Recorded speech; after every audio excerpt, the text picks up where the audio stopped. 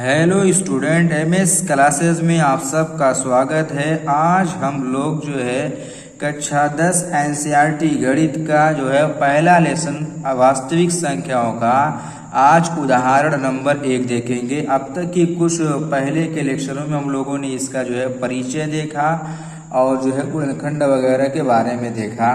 आज हम लोग उदाहरण नंबर 1 देखेंगे।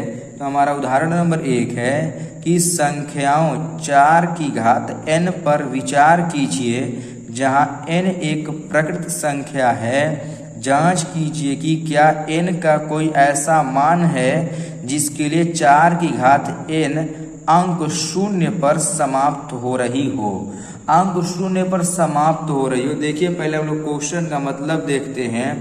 देखो यहाँ पर क्वेश्चन करें 4 की घात n, इससे कोई ऐसा मान हम लें कि जिस पर ये शून्य पर समाप्त हो।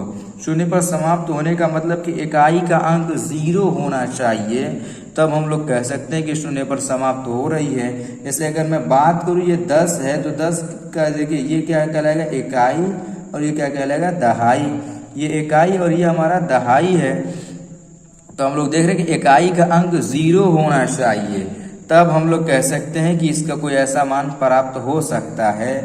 तो इसी तरीके से अगर कोई भी संख्या ले सकते हैं जिसमें देखिए ये हमारा इकाई का अंक हर हाल में जो हमारा है 0 आना चाहिए। तो जैसे अगर हम लोग बात करें, ये अगर देखिए 10 हो गया, इसी तरीके से अगर देखूँ 20 है, ये हमारा देखिए 40 है, ये देखिए 50 है, ये हमारा 100 है। तो अगर हम 10 का गुणनखंड की बात करें तो 10 का गुणनखंड कितना हो जाएगा, 2 गुणे 5 हो जाएगा। और अगर 20 के गुणनखंड की बात करें कितना का, 2 गुणे 5। और इसी तरीके से अगर 40 का गुणनखंड किया जाए तो 40 का गुणनखंड कितना हो जाएगा, 2 गुणे ये हो जाएगा 2 गुणे 5। 5 दूनी 10, 10 दूना 20, 10, 5 दूनी 10, 10 दूना 20, 20 दूना 40, इस तरीके से। और अगर 50 का गुणनखंड करेंगे कितना हो जाएगा, 2 गुणे 5 गुणे 5। इसी तरीके से अगर 100 का गुणनखंड करेंगे हम लोग तो क्या हो जाएगा, देखिए नहीं ये जो है एक बार 2 रहेगा यहाँ पर। और अगर 100 का करेंगे तो 2 गुणे 5 गुणे 5। इस तरीके से हम लोग देख रहे हैं कि इसका गुणनखंड जो है हम लोग को हो रहा है।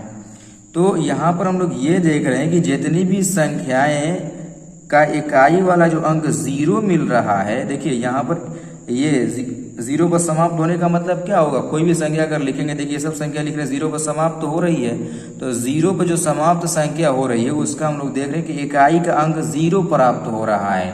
केवल यही नहीं, अगर 1000 भी लिखे देखिए यहाँ पर इकाई का अंक यही 0 पर समाप्त हो रहा है। अगर हम 500 लिखे तो इसका देखिए इकाई का अंक 0 पर समाप्त हो रहा है। तो हम लोग ने कुछ संख्याओं को गुणनखंड किया हुआ है। यहाँ पर देखिए कि हम लोग देख रहे हैं कि इकाई का अंक किस पर समाप्त हो रहा है, 0 पर समाप्त हो रहा है। तो हम लोग ये देख रहे हैं कि सबके जो है लास्ट में एक 5 का गुणनखंड आ रहा है, यानी सब में एक जो है 5 का गुणनखंड मिल रहा है। जितनी संख्याएं 0 पर समाप्त हो रही है सब का सब जो हमें मिल रहा है 5 का एक गुणनखंड मिल रहा है। सब में कोई भी संख्या देखिए जितने पर 0 मिल रहा है, जितने पर 0 है सब में देख रहे हैं हम लोग 5 आ रहा है। अंतिम में गुणनखंड करने 5 आ रहा है, यानी जिसमें 0 रहेगा लास्ट में, यानी जो इकाई का अंक जो 0 होगा। जैसे ये का अगर 200 की बात करें तो ये जो हमारा गुणनखंड का मतलब ये 5 से पूर्णतः विभाजित होगा। काट करके देख लेते हैं, 5 कम 5, 5 चौको 20, और फिर ये 0 बचेगा तो लिख देंगे। यानी हम लोग देख रहे हैं कि 200 हमारा 0 पर समाप्त हुआ जो 5 से पूर्णतः विभाजित है। केवल यही नहीं, अगर हम 30 की बात करें देखिए ये भी 5 से पूर्णतः विभाजित है, 5 6 का 30। इसी तरीके से जितनी भी संख्याएं हम लोग देखेंगे जो 5 से पूर्णतः विभाजित होगी वो 0 पर समाप्त जरूर होगी। या हम ये कहें कि जितनी भी देखिए 0 पर समाप्त हो रही सब के सब 5 यहाँ पर सबका मिल रहा है हमारा। और इस तरीके से हम लोग यहाँ पर काट के भी देख लिया। इसके अलावा आप 250 को काट करके देख लो, 5 से ये भी कट रहा है, 5 5 25, 50 आ जाएगा। तो हम लोग यहाँ पर देख रहे हैं कि जितने का भी गुणनखंड मिल रहा है, 5 में जितने गुणनखंड मिल रहा है, जितने में सब की सब 0 पर समाप्त हो रही है। और जो हमारा क्वेश्चन है वो ये है कि 4 की घात n जो है n का कौन सा ऐसा मान रखेंगे कि जो है ये 5 0 पर समाप्त हो। तो हम लोग इसका गुणनखंड करके देख ले रहे हैं कि 4 का गुणनखंड करेंगे कितना हो जाएगा 2 गुणे 2 और यहाँ पर n है, इसको हम लोग क्या लिख सकते हैं कि 2 की घात 2 और इस पूरे की घात 2, क्या हो जाएगा पूरे की घात n है तो इसको क्या लिख सकते हैं 2 की घात n।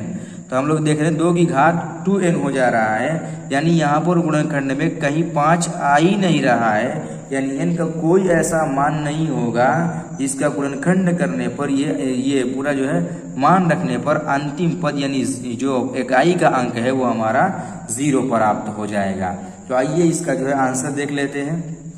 देखिए हमारा जो क्वेश्चन है इसको हमने लिख दिया 4 की घात n और इसका गुणनखंड किया 2 गुणे 2 की घात n और यहाँ पर हमने लिख दिया 2 गुणे 2 की घात 2 और फिर पूरे की घात हमने n बनाया हुआ है। तो इसका मान क्या हो जाएगा 2 गुणे 2 की घात 2n। तो हम लोग ये देख रहे हैं कि यहाँ पर लिख सकते हैं कि यहाँ अभाज्य गुणनखंड 5 नहीं है, अतः n का कोई ऐसा मान नहीं है जिससे संख्या 4 की घात n शून्य पर समाप्त होगी, यानी शून्य पर समाप्त होने के लिए इसके गुणनखंड में 5 होना चाहिए। तो इस 4 के गुणनखंड में कोई ऐसी संख्या नहीं मिल रही है जो शून्य पर समाप्त हो। अभी हम लोगों ने बहुत सारी संख्या करके भी देखा और यहाँ पर आप देखिए, आप ही लोग देख लीजिए, यहाँ पर 4 का जब गुणनखंड करें 2 गुणे 2 मिल रहा है, इसमें 5 अगर होता तो हम कहते कि ये जो है 0 पर समाप्त हो जाती। इसीलिए ये 0 पर समाप्त नहीं हो रही है। क्यों नहीं हो रही है? क्योंकि इसके गुणनखंड में कहीं 5 नहीं मिल पा रहा है, इसीलिए इनका कोई भी मान रखेंगे तो यहाँ पर हमारा 0 पर समाप्त नहीं हो पाएगी। तो ये था हमारा उदाहरण नंबर 1 जो कि बहुत ही महत्वपूर्ण क्वेश्चन है ये परीक्षा की दृष्टि से। तो आप लोग इसको जो है अच्छी से करिएगा।